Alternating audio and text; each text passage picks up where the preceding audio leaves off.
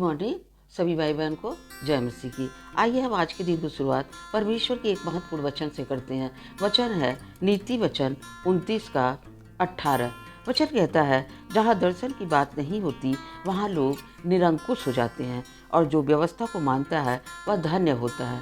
इस छोटे से वचन में बहुत बड़ी बात लिखी हुई है।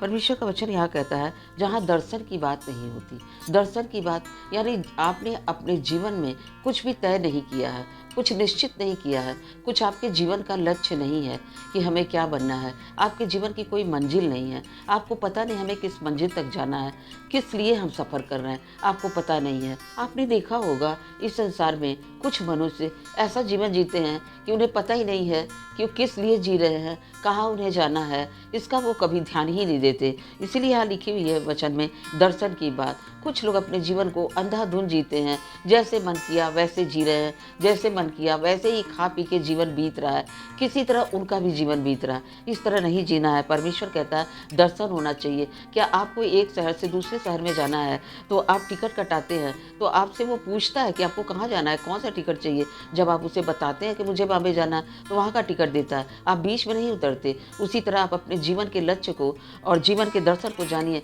कि आपको कहाँ तक जाना है। आपके परमेश्वर को आपको स्वर्गीय राज तक जाना है और वहाँ तक जाने के लिए जो आप सफ़र में हैं, इस सफ़र में आप ध्यान दें कि आपको बीच में न उतरना है न बीच में रुकना है। इस जीवन रूपी गाड़ी में, जीवन रूपी यात्रा में जो हम सफ़र कर रहे हैं उसमें हमें बीच में नहीं उतरना है। अपने लक्ष्य को निर्धारित करना है, एम पर हमेशा ध्यान देना है कि हमें स्वर्गीय राज में जाना है और इसी के लिए हम तैयारी कर रहे हैं। तो हम इस संसार की बुराइयों से बचे रहें और परमेश्वर का दर्शन हमेशा अपने सामने रखें। परमेश्वर इस वचन के द्वारा आप लोगों को बहुत से आशीष दे। सबको जय मसीह।